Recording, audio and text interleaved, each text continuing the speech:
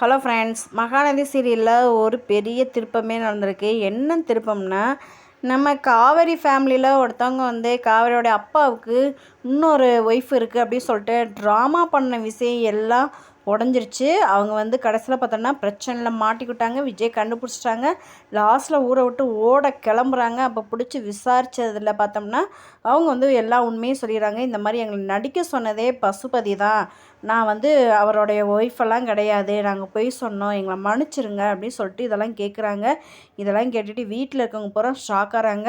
காவேரி அம்மா ஐயோ நான் தப்பு பண்ணிட்டேனே, இந்த மாதிரி உங்கள் அப்பா நான் தப்பாக நினச்சிட்டேனே, நான் என்ன பண்ணேன்னு சொல்லிட்டு அவங்க ஒரு பக்கம் புலம்புறாங்க. அதுக்கடுத்து இந்த பாட்டி எல்லாருமே ஏம்மா அதுக்காக இப்படியா அப்படி இது பண்ணுவேன், அபாண்டமாக ஒரு பொய் சொல்லுவேன் அப்படின்னு சொல்கிறாங்க. வீட்டில் இருக்கவங்க எல்லோரும் ஷாக்காகிறாங்க. உடனே பசுபதியை சும்மா விடக்கூடாதுன்னு சொல்லிட்டு எல்லாரும் பிளான் பண்ணுறாங்க. இந்த விஷயம் பசுபதி தெரியுது.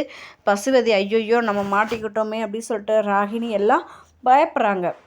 பலானா திருடன் ஒரு நாள் மாட்டுவான்ற மாதிரி தான் மாட்டிக்கிட்டாரு பசுபதி. யார் யார் ஹாப்பியாக இருக்கீங்கன்னு சொல்லிட்டு மறக்காமல் கமெண்ட் பண்ணுங்கள். நம்ம சேனலுக்கு நீங்கள் புதுசாக வந்தீங்கன்னா சப்ஸ்கிரைப் பண்ணிக்கோங்க. தேங்க்யூ. நெக்ஸ்ட் வீடியோ பார்க்கலாம்.